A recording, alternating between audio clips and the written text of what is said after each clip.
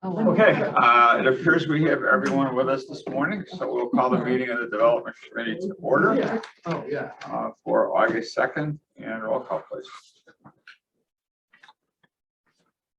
Member Krajewski, Here. Member Covert. Here. Sorry. Member Garcia. Here. Member Ozoff. Here. Member Rutledge. Here. Chair Tornatori. Here. And we have a quorum. When public comment is limited to 3 minutes per person. At the beginning of the meeting, any comment on any zoning items are limited to discussion, testimony, or evidence presented at the zoning board of appeals. No new testimony is presented. We have one person here, Carol Kukin from Medina. Ms. Kukin, you are free to address us for 3 minutes if you wish. I'm going to do my best. Okay, well, I know we heard you had stormwater this morning, so Yeah, try to keep it at 3 minutes I if you will, could. I will. As you said, my name is Carol Cogan. I'm here to as a representative of Medina to inform you about what is happening in our community. We're a self-sufficient community. That makes us a little bit different for being unincorporated. We have our own schools, post office, park district, and train station. The Village of Itasca came up with a plan to reach out to Transwestern, which is a development company, to try and buy out 138 acres and 148 homes, one of which is the Meacham House, which was built in the 1840s by one of the original settlers in this area and was recently restored. Their plan is to annex it and then turn it into industrial. This plan appears to destroy not only the homes in the area, but also the rich greenery and wildlife, and replace them with warehouses, concrete, which affect both the people living there and the local ecosystems. So why should DuPage County care? A 2009 press release called "What is Workforce Housing" from the committee stated that based on the 2007 RPC report, noted that it was imperative that the county provide workforce housing so those who work in the county can live here. Medina does that. In addition to the homes in Medina Terrace, where I live, which is the residential area, there is also a condo area called Medina Terrace, also that they have also been approached by a different company.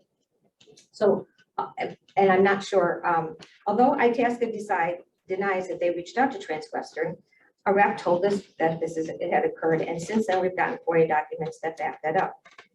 That said, approximately 50% of the phase 1 residents received the letter, have signed a document saying we do not want to sell. Medina has not only older families, we have some seniors, we're a nice mix. We also have younger families with young children who chose Medina because it was a place they could afford to buy a home still and live. We have good schools. In some instances, there are special needs children of the families, and they specifically chose Medina for the schools that could meet the needs of their child.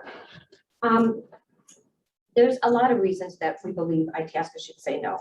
The home values in Medina range between $300,000 and $500,000. One just recently sold a month ago for like around $325,000, I believe. And that was with over an acre of land, which makes Medina an affordable workforce housing choice for new homeowners, as well as a place where seniors can afford to stay because on their fixed income with their senior freeze, they're able to do that. So Transwestern, if they follow through with their plan, hypothetically, it sets up Transwestern or other development companies to come in the same position and continue to buy all the other areas in Medina and expand outwards, which soon Medina will cease to exist. We're a heavily wooded area with abundance of wildlife. The area that they want to do for where our residential area is has wetlands, and it has floodplains, and it has Meacham Creek that runs to it. And they plan on building on all of that. So the whole community would be negatively affected, as well as safety issues. The Brownsworth, I know in Downers Grove, they had problems with an industrial air contaminated water. That could potentially also happen here. We have open water with the creek. So we're fighting to save our homes, but also the community. They told us they don't need to do an impact study, and we found out that the environmental impact study doesn't need to be done until after the houses and trees are destroyed. That's too late. So we're asking you to share this information with people. I have one last thing I would just like to say. I have some documents I'd like to hand out to people, and when we add it into the record, I have some for the community member. Then the thick one is just to keep for general. It has all the documents that back what I said today. There is a quote: "In truth, there is freedom. I'm hoping today that is the case. We are trying to fight rumors and falsehoods with facts. So I'm asking you to take the time to read the facts in the report. And like I said, there's documents that back what I said today. Thank you. Thank you. We have one other item that was submitted electronically from Dr. Joseph Sheehan regarding cannabis regulations. And it's Dear Development Committee members. My name is Dr. Joe Sheehan of Cary Farms, 28 West 531 Roosevelt Road, Winfield. It's my understanding that the Development Committee is tasked with approving cannabis-related projects on my property at 28 West 461 Roosevelt Road. I hope to develop a cannabis cultivation facility and dispensary. I've requested an agricultural exemption through the building department for a 10,000 square foot pole barn. I plan to build this barn with the hope that this committee will approve it to be used as an indoor cultivation facility. I have separately submitted a 60-page security and record-keeping report to the Building and Zoning Department. This report outlines the strict measures I will be taking to comply with state and federal DEA Schedule 1 regulations. It's extremely important to the livelihood of this project that it move quickly through this committee. Dispensary license have recently been issued and a clock has been set of 180 days to be up and running. I do not doubt that this committee can help me achieve this goal. In 2020, when this committee passed the Pulte Homes project adjacent to my farm, I spoke out in favor of the project and attended multiple public hearings.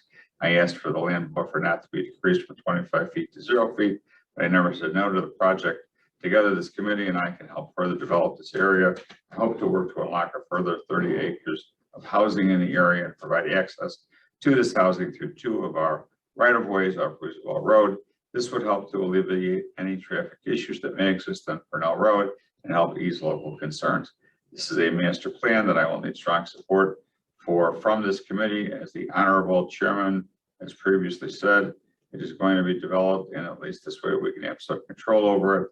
I hope that this is still true, and I hope to have the opportunity to work together to create something that will be a tremendous success for the county. Thank you for your time and future consideration. Dr. Joe Sheehan. That concludes public comment. Just quickly under chairman's report, we are trying to begin the discussion about the cannabis ordinance. It's a taxing process. There's a lot of zoning that is going to have to get into it before we can kick the tires on it and bring it back. So just to let you know, I've had some discussions with Nick about it, and we're moving forward on it to the extent we can at this point. Moving on to approval of minutes. I'll entertain a motion to approve the minutes of June 21st, 2022. Second. A motion and second. Any additions, corrections, or deletions? Hearing none, seeing none, all those in favor? Aye. Any opposed? And the minutes are approved. Under regulatory, as some of you know, I am corporate counsel to Trine Construction Corporation, and while this is a perfunctory request for a time extension, in an abundance of caution, I'm going to recuse myself, step out, turn the meeting over to Vice Chair Garcia, and Paula, when you're done, just give me a holler. I'll be right out here.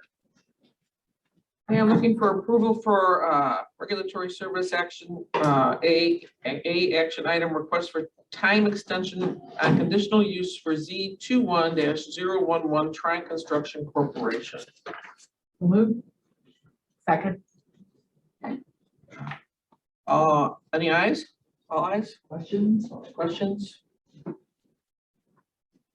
No, none.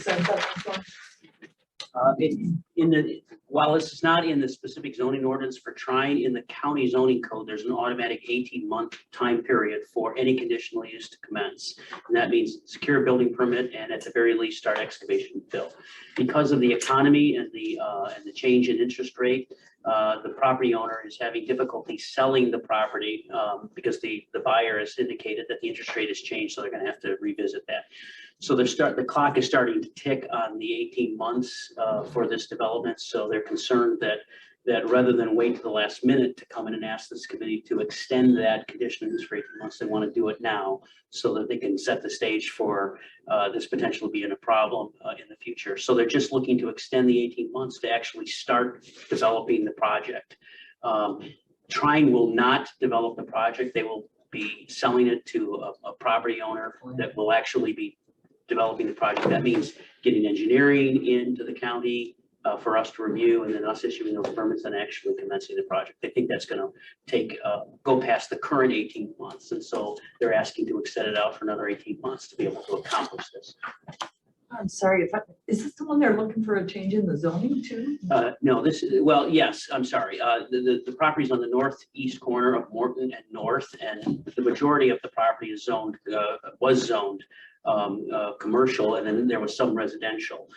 They rezoned the entire property to office research, and they had the conditional use. I've not permit. seen that one before, office research, I don't think. It's We have office research in a few areas. For instance, the counter commercial property at the southwest corner of Morton and North came through this body as a conditional use office research rezoning. That property was eventually annexed to the village of Winfield. But office research is essentially just a step down from the hard, intense industrial zoning districts. It allows for industrial type operations, typically inside a building or where it's outside. It's really limited to storage as opposed to hard manufacturing that you would see in an industrial zoning district. Thanks, Paul. Yes. Yes, I see some issues from some constituents regarding this property of no right turn and some issues with traffic. And can you expound on that? Sure. So in the original zoning relief, and just to be clear, this is not a request to do anything with the actual entitlement. This is just to extend the time period that is required in the zoning ordinance to commence construction. In the original zoning relief, there is no access along North Avenue, nor is North Avenue access available to them. All access is on Morton. So the concern was having any trucks entering and exiting going northbound on Morton into more of a residential neighborhood. So the access to this site will be limited to right in, northbound right in only, and southbound left out only from the facility, which means people will be coming and going from North Avenue. There won't be any ability to go northbound in terms of the turn lane. In addition, Morton Avenue is weight restricted as well. So those issues were resolved by the conditions of the site plan. And this was all approved previously. All been approved previously by the We're just commission. looking for a time extension. Just the time extension, yes. And to be clear, there was no time extension specifically put in the ordinance as a condition. It's just a matter of code that there's automatically an 18-month time requirement for commencement of development for any conditional use. When's their current 18 months? Their current 18 months will end in February of next year. And they just don't think that the rates are going to come down and they'll be able to sell the property. It's not a matter of just selling the property. It's also the new buyer would have to submit for permits or do the engineering work, submit for permits, get those permits approved, and then actually start work. Right? You have no problem with the time extension, but I think that's a bigger issue with the entire department Yeah. is temporary permit, occupancy permits, and with the supply chain and with the COVID. It's just all these things that people have a year to do or 6 months to do are running up into, they can't get it done in time. And so I don't know I know you guys maybe are just letting them go and then doing it, or if there's something we need to formally do to allow your department to grant these extensions for people, because it is with trying to bring people into finished projects. You can't get them scheduled for 8 months, et cetera. I mean, I don't know. About 5 years ago, up until 5 years ago, the time limit was 12 months. And we actually extended to 18 months for that very reason. We don't see a need to maybe change that code, given the fact that we can come to the development committee and ask for that time But extension. what about things like somebody's got a temporary occupancy permit, they need to get the final things done, but yet, again, they So never come up with their expiration, but relative to zoning entitlement, the issue is once you turn a blade of grass, then your zoning relief is entitled in perpetuity. I think the issue you're talking about is part of the building permit process, Right. and there are mechanisms in the building so you guys have for us that to in there to extend be able those to extend it. administratively. Okay. Absolutely. So they say that's what you probably already have. Administratively, that happens all the time. And if I could point out too, with the new Lasalle program, our building permits used to be for 90 days. They're now 180. So that also helps people to get things going. But then it's between inspections. So you can keep your permit going a lot longer. It's a lot easier. And we always have the opportunity, if they just requested, to extend it. Any other questions? Okay, all in favor? Aye. I think this might be a roll call since Chair Tornatore stopped down. Thank you. Yeah, I think we can, just to Okay. make sure, I know we're recording, but let's, if you could. All right, we have a roll call, please. Member Rutledge. Aye. Member Krajewski. Aye. Member Covert. Aye. Member Ozog. Aye. Member Garcia. Aye. All right, that is approved. Let's bring it back to Chairman Tornatore. Thank you. Thanks, members here. And item 6B, I'll entertain a motion to approve DCO 41-22, ordinance zoning 2211, the Moosa subdivision. This is a zoning board of appeals recommendation to deny or rezoning from R1 to R2. And 3 proposed lots, also a variation to reduce the required lot size for 2 lots from 4,000 square feet to approximately 30,000 square feet So of moved. lot 2. Second. Motion is second. Paul, just to be clear, this was a recommendation to deny both the rezoning and the variation? Yes. So there's a motion and a second to approve. Did you want to give us any history on why the ZBA denied it? So this is a complicated case. When someone comes before the zoning board of appeals, it's their burden to prove hardship, practical difficulty, unique circumstances relative to variation. And then relative to the rezoning, it's their burden to prove up what are called the Lasalle Factors. They're sort of fundamental principles of why something should be rezoned. Essentially what that is how long has the property been vacant as zoned? How does the property fit in with other adjacent properties in terms of its lot size? How is it zoned relative to other properties that are zoned in the area? There's a but-for argument, but for the rezoning, can this property be developed? The petitioner did not bring in any planning or legal counsel to help them with proving up that burden. He just basically came in and said, I bought this property, I thought I could subdivide it. I need the zoning relief. And the zoning board, the zoning hearing officer found that they just didn't present a case. That was the issue. Any questions? Yeah, Brian. Yeah, I mean, I had a hard time because just what I read seemed to, I guess, approve some of those factors. You know, when they said that like Burr Ridge is annexed in some of the property and they're smaller. To me, seems to be evidence that the neighborhood, it meets those factors. And I'm seeing the officer saying, no town around there had any objections, right? Everybody seemed, could he have taken where we subdivided it? Because the one he's staying on to build his house is 52,000 square feet. Could he just move that property line over a little bit and then have 240s? So the situation is that in terms of the variation, in theory, yes. The situation is that this property currently is zoned R1. Right. All of the properties around this property at one point were zoned R1 of the unincorporated. R1 and unincorporated means minimum 100,000 square feet of land. The only R1 zoning that's left are these properties. One property to the north and a compound owned by a family that's been around in Burr Ridge, Hinsdale for many, many years that's zoned R1. Everything else around here to the south is zoned R4 single family, which allows for 40,000 square foot lots on septic and well, or 10,000 square foot lots on sewer and water. All the property to the east is in Burr Ridge, and those properties are around 30,000 square feet. So the trend of the neighborhood is it's all less. So to me, that factor alone, that's just being there, should demonstrate where he says he hasn't demonstrated that. I mean, Just to be clear, this isn't a zoning board of, this is a zoning board of appeals, not the zoning hearing This officer. is the zoning hearing officer. And, That's not what it says. it is the zoning hearing officer. Okay, I because it says zoning board of appeals in the agenda. Yes, it is the zoning hearing officer. And, well, because when I read Let the me- back of the case, I'm like, well, he meets this, he meets, and the same, it's flooding, you don't prove it, I mean, 3 lots versus 2 lots, and that's not gonna add. excuse me, I apologize. It is both. There's been 2 cases on this. It was a zoning hearing officer and the petitioner wanted to kick it to the full zoning board of appeals. So it did go to the zoning board of appeals. I apologize. It started out with a zoning hearing officer.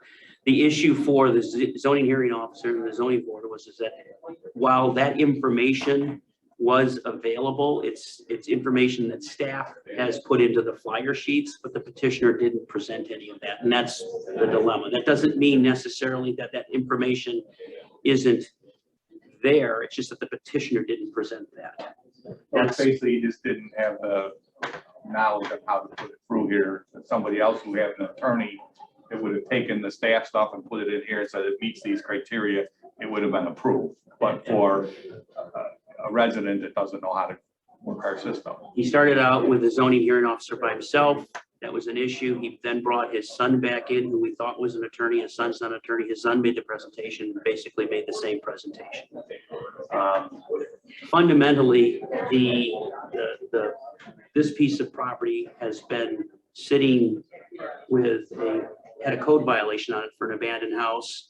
Through our clean and lean program, we were able to get that down by the property owner because they just couldn't sell the house. Now it's been vacant for about 6 or 7 years, and they haven't been able to sell it for a single family house because of its location on 91st Street and Madison. 91st Street used to be sort of a older, slower paced road. It's now basically a collector street for bypassing Burr Ridge to get to Route 83 and County Farm Road to the east. Everything to the north and to the east has been annexed into Burr Ridge, and Burr Ridge now has a minimum of an acre lot, but the lots to the east before Burr Ridge had acre lot requirements are around 30,000 square feet. But once again, for whatever reason, the petitioner just wasn't able to present that on his own. Rosemary, here's your hand up. Yeah, it's just from my own experience, it does not seem like there is a hardship just because you want to divide the lot does not mean that it's you get to divide the lot. And that's where there's no real practical difficulty. He owns the lot. He just doesn't get to do what he wants to do. That seems to be the issue. Even if the geography or the zoning changed, that's not been presented, and it's not really a hardship. It's just the way it is. So. That was one of the issues for the ZBA relative. When you rezone from R1 to R2, R1 requires a minimum 100,000 square foot lots, R2 minimum 40,000 square feet. So the next iteration in our ordinance is the R2, and he's still seeking zoning relief from the R2, which goes to more of a want than a need. Yes. And as you were mentioning, Member Krajewski, is that there were things that he could have done relative to the R2 zoning to move the lot line to get at least 40,000 square foot lots in the R2. And he wasn't willing to do that either. He wanted 3 lots. When do we can still have 2. When do we look at our zoning? Because again, with everything around it is being changed at some point. I mean, R1 doesn't make sense there anymore. I mean, seriously, I mean, you look at what Burr Ridge has and everything around it, that shouldn't be R1 anymore. There's nothing left that's R1. So it's like we haven't caught up our code with what, I mean, we should be at least R2 over there. There's maybe 3 lots in that whole area that are R1 size? There's 5 lots, and 3 of them are part of the Tamlin complex to the west. Right, which is the compound. So 3, there's basically 3. Yeah. And everything else around there is not an R1 anymore, but yet we're still at R1. And when's the last time we've done a comprehensive look at the county with regards to R1, R2? We have suggested that on a few occasions, and historically what we have done is just held back from doing a comprehensive rezoning of the county because of the concerns of the municipalities in those areas. The best example was down in Naperville on Hobson and 75th Street. And really it's a matter of whenever we would try and look at pairing our zoning with the surrounding areas, we would get pushback from the municipalities because keeping those properties where they're at makes it easier for the municipalities to eventually annex those properties. Well, which is what's happening here. And Burr Ridge used to have 1 acre, right? But now they're down to 30,000. Well, they reversed. They actually were 30,000 square. They were actually half an acre because they were trying to develop their communities. Now that their community is so desirable, they've actually bumped it up to 1 acre minimum. But they're acquiring all that property around there, and they had no objection to this. They did not. That's why, to me, it seems that area shouldn't even be an R1. Understood. Member Rutledge. Thank you, Chair. I have a lot of the same concerns and questions that Member Krajewski has on this. And if there isn't any prohibition to doing something like this, all of municipalities. I think that maybe he wasn't as artful in his presentation. We have a lot of people that come to us that are, you know, don't bring a bevy of lawyers along with them. So if we agree with the zoning hearing officer and the board, can he have another bite at the apple and come in with a better argument and representation to try to move this forward, or does this effectively kill that effort? If this goes up to the full county board and gets denied, there's no prohibition from him coming back, from the property owner or anybody coming back immediately and asking for zoning relief. The only time that there's a prohibition against coming back immediately, you have to wait a year, is on conditional uses. There's no conditional use here, so they can come back immediately, or this could get tabled with this discussion available to the property owner. There's any number of mechanisms which he can come back to the zoning board of appeals and make a different presentation to explain the issues, for him to explain the issues that are present on this property. So we have three options, a yes, a no, or a table. Could be tabled, and this information, the minutes would go back to the property owner. He could decide what his next steps are, and if he wanted to come back to the development committee, this could get remanded back. I'm sorry, this could get remanded back from the development committee with the ZBA. Zoning Board of Appeals, right? Thanks, Paul. I think it's important to remember that, first of all, bevies of lawyers are good. Remember that. That wasn't a derogatory But- statement, But, Sam. I think it's important that when someone comes in and asks for zoning relief, whether they have a lawyer or not, it's imperative that they make the presentation to be able to convince, whether it's the zoning hearing officer or the zoning board of appeals, what it is that they want. You know, it's not really our job to do that or to kind of see through it. So any of those options, I mean, if the will of the committee here is to think that this substantially isn't a bad thing or may be a good thing for the county, then we can table it. I can let the property owner know what our concerns were, and perhaps maybe he or she can bring it back. If that's your desire, or again, we can deny it, take it to the full county board and have a vote there and kind of go through the whole thing again. Yes, Member Colbert. I agree with you, Chairman, completely. Of course you do. No, well, I mean, About we're the bevies looking. of lawyers. No, Yeah, that's what I was suggesting. no, I'm sorry, Member Culver. No, it's. Better than a bevy of chickens. Oh, there we are again. I think, I'm sorry. I think the thing, to focus on, we have the facts in front of us and we have to see whether they, comply or not. The good thing about it is this is not like court where it could be dismissed, with prejudice where you can never bring it back. So even if we voted no against this based on what we have in front of us, I think, this constituent always has an option to bring it back. They've got multiple options, and you know what, we can vote to approve it too. I mean, that's obviously another choice, so. Yes, I'm sorry. Just a quick question, just a quick thought on this. I kind of feel like with Member Ozark that the hardship wasn't found, but I actually would feel more comfortable if there were two 40,000 lots. I really don't like that they've made one larger and the other one smaller. I think that that's going to be a little bit of a problem down the line with these two lots. So That's kind of the second bite from the apple, that they wanted to go from R1 to R2 correct. and then kind of get some And then take a relief little under more. R2. So Correct. that's I think maybe. Yeah. So if Something we to can be give that considered. feedback to them, that would be great. I would think that's what we would do as a staff when a resident comes there. I mean, clearly I got involved in that stuff back in town. Everything I told people that our staff would say, make it a 40, make it a 40 when we were subdividing lots. So they very well might have, and they don't. Yeah, I know, maybe they didn't. I guess I Right don't there. want to do it. I saw that a lot.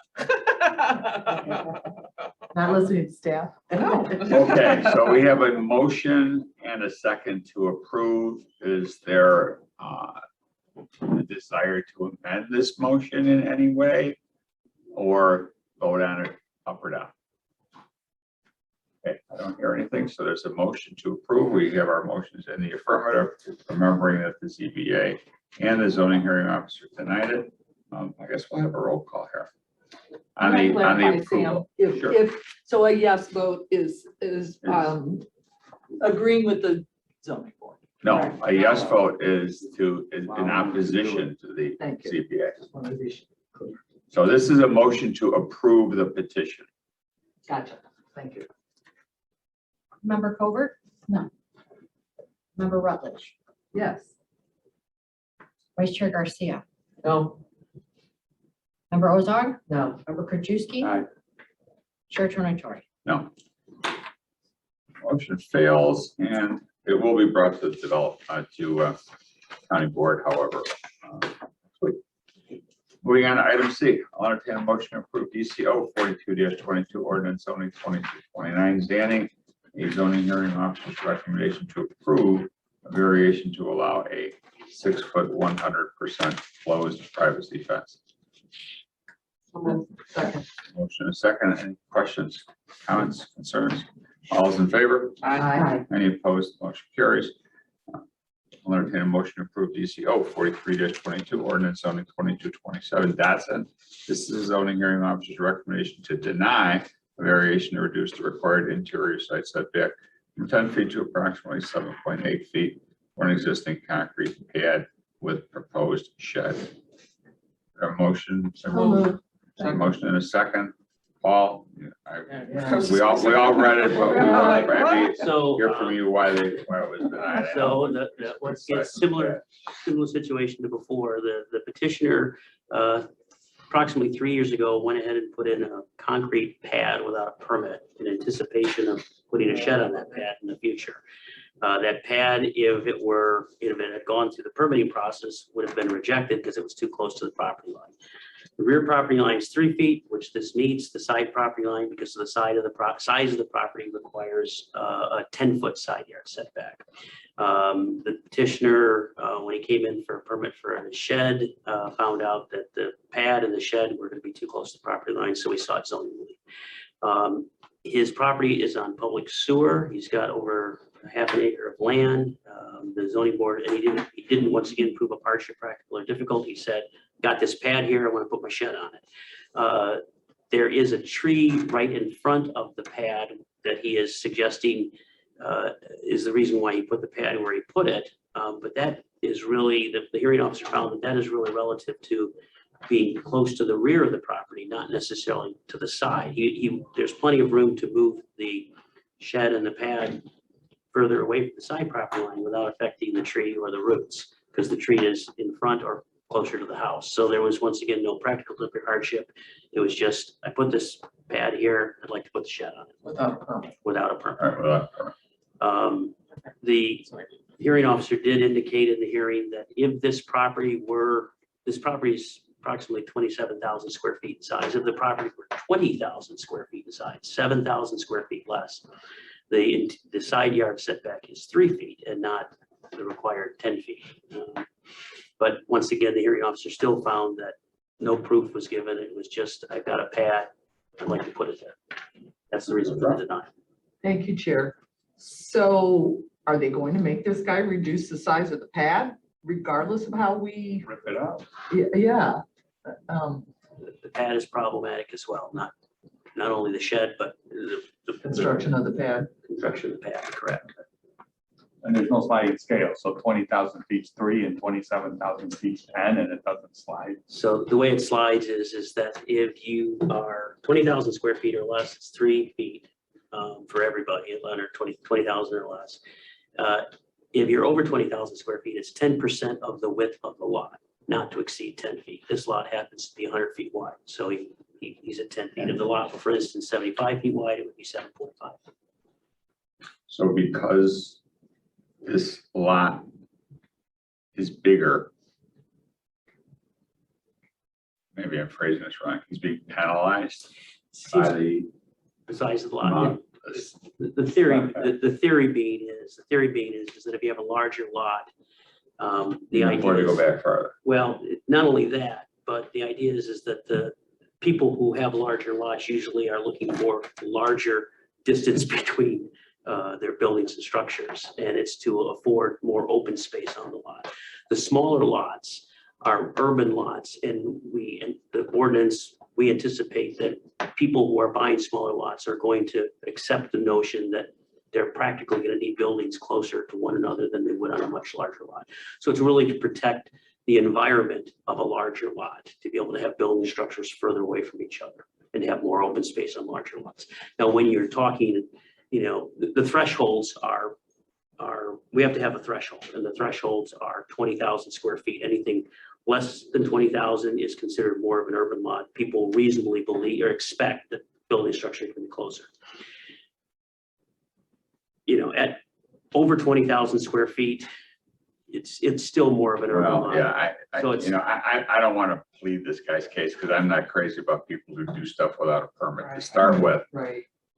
But it seems almost counterintuitive that the setback is greater for condensed properties than they would be for expansive properties, when presumably the person who lives next door on this larger lot has got a bunch of room between that lot line and their home as well. But I have a problem with somebody doing things without a permit, so that's just my.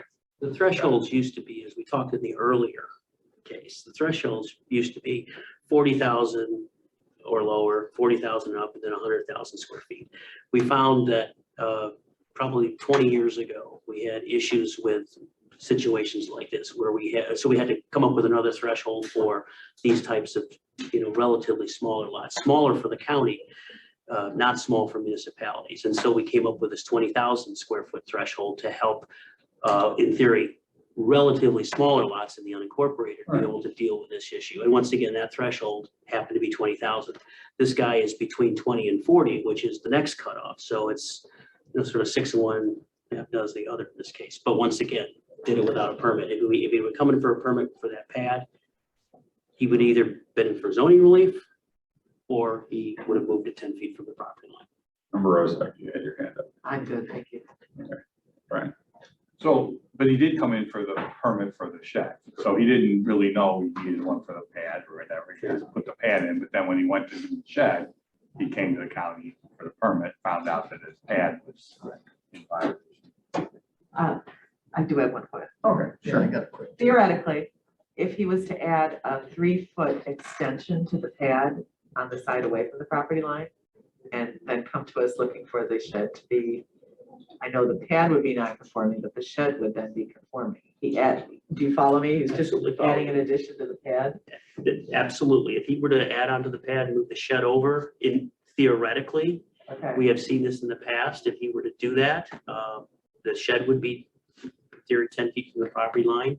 And he could make the argument that the portion of the patio that is encroaching in the setback is a sidewalk.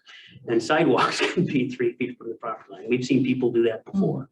So there is a way for him to Yeah. handle the That situation. works I was around. thinking subdivided $7,000, 7,000 foot lot on the side, and then he's 20,000, and then He's less than it, yeah. No, but that is. There are options Okay, available. thank you. Okay.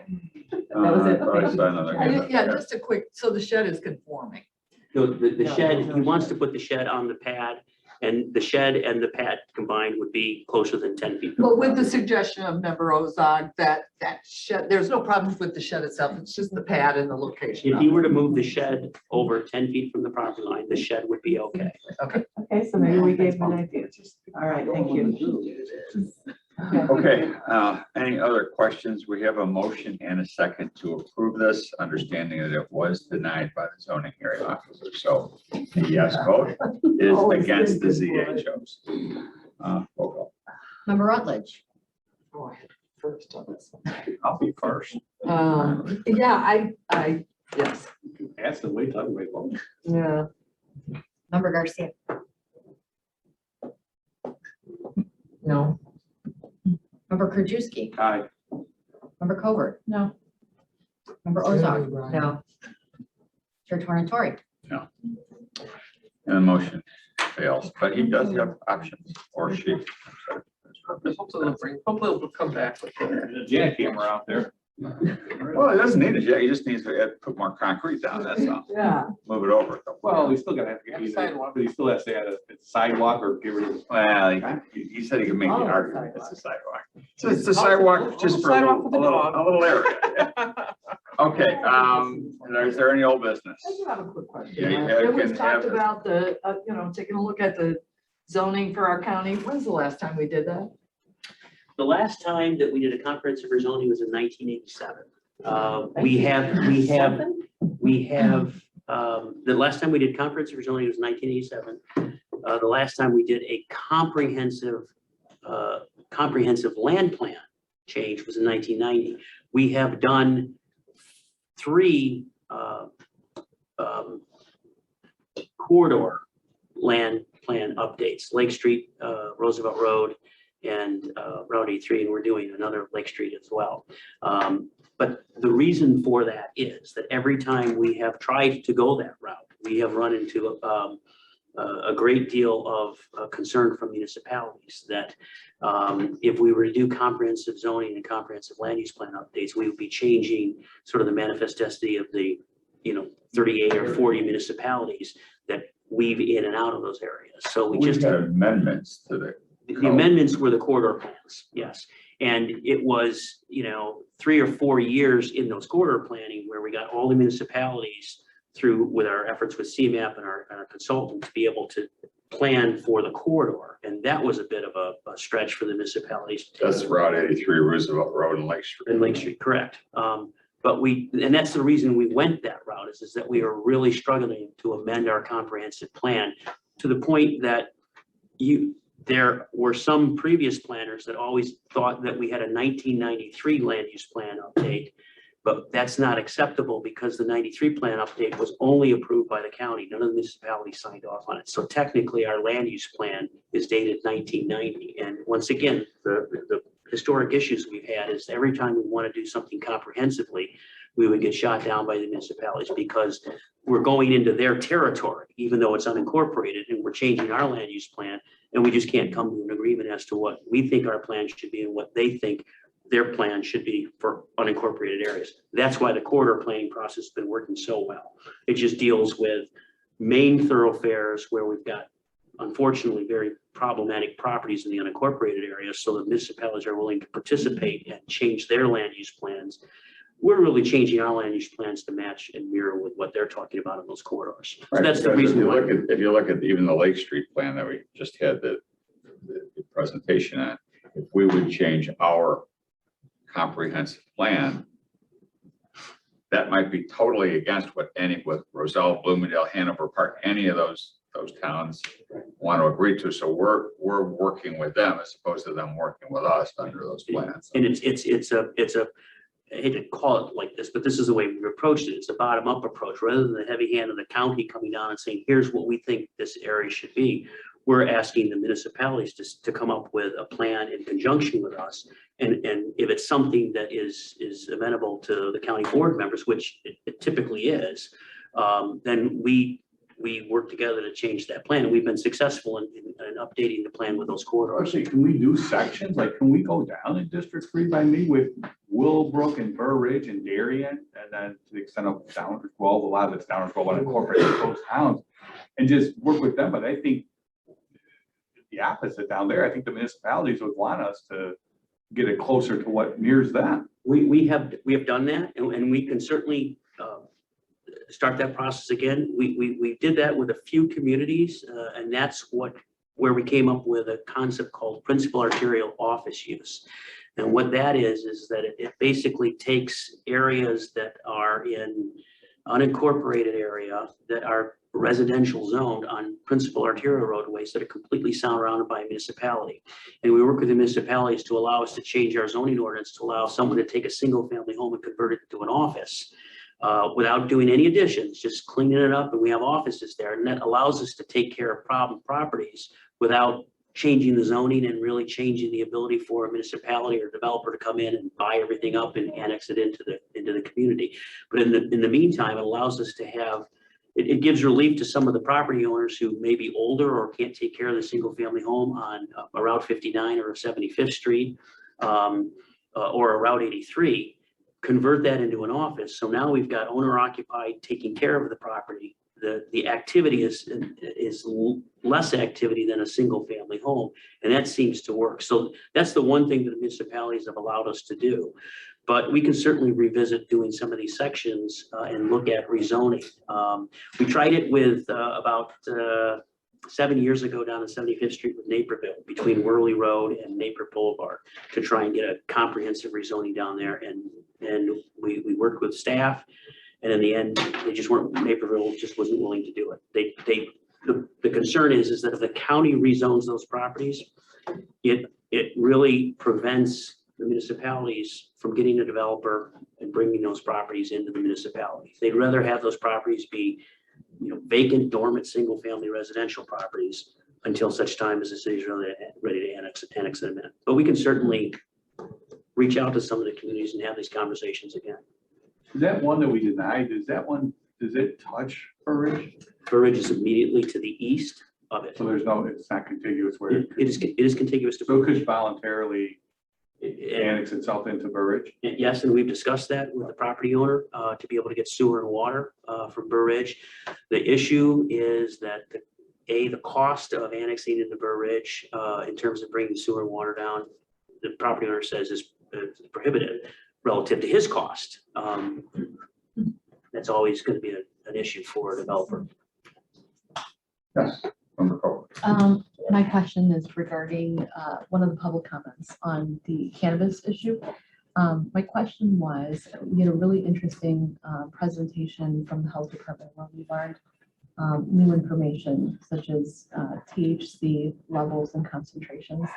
Do we have any regulation at the county? I'm not clear on it about THC regulation, like THC content and regulation on how much it should be if someone grows it on their private property. I would normally defer to our council, but I'm going to guess that we're governed by whatever the state law is. My understanding is that that level of stuff is handled by the state. I know there's a bunch of hemp acts too that require certain things. And my understanding of the Cannabis Cultivation Act also has certain technical requirements, which I believe I've read, but which I could not recite. Okay, so the county would have to Comply with state obviously law. would comply with state law, but it can't make more restrictive regulations in state. My understanding of the zoning requirements, and this is a bit off the cuff, but my recollection is that we are allowed to make regulations with regards to bulk and use, but I don't know that we can make substantive regulations with regards to something as granular as THC content or other things like that. Okay, and anything about regulation in growing cannabis in backyards, in neighborhoods where there are children around, and they could hop over the fence and, steal some? Or, I mean, do we have any regulation in that regard of preventing, this growth in neighborhoods where children can access? As of right now, I don't know the answer to that, and I would have to look at the language a little bit more. I know there's regulations about putting cannabis stores and cannabis warehouses in certain zoning districts, but off the top of my head, I don't have that answer. These are the individuals though that can grow their own. Yes. Like, This is a different. So my understanding is that there, Only medicinal. Only can medicinal. grow. yeah, my understanding is that we're not talking about medicinal because medicinal is entitled to a certain number of plants, as I recall. And that they are permitted to grow within their house, but that not every, but if we're talking about wholesale, commercial or recreational use, I think that's governed by other provisions besides the medical, the compassionate cannabis use act. Okay, so the recreational would be limited to not individuals in their personal private yards or anything. They would- Okay. That's my understanding. But again, I didn't come here today No. covering Mr. Collins, boned up on the ins and outs of cannabis. Because I'm guessing this issue is going to come up in our committee. I don't know I'm whether. sure there are going to be many issues that are going to come up, right? You're not That's even supposed to smoke it on your back porch, regardless of whether you're medicinal or not. So public, yeah, public. Because I don't know Right. if there's specific coverings or, for the growth of those plants, or if they're supposed to be indoors or outdoors. So I guess we'll I just. think vote. our focus is where we would allow the dispensaries to be placed. And what conditions we would impose that may be greater or lesser than the current ones that exist on the state level. We have to figure that out. Any other questions? Any other old business, new business? Hearing none, saying none, without objection, we're adjourned. Thank you all.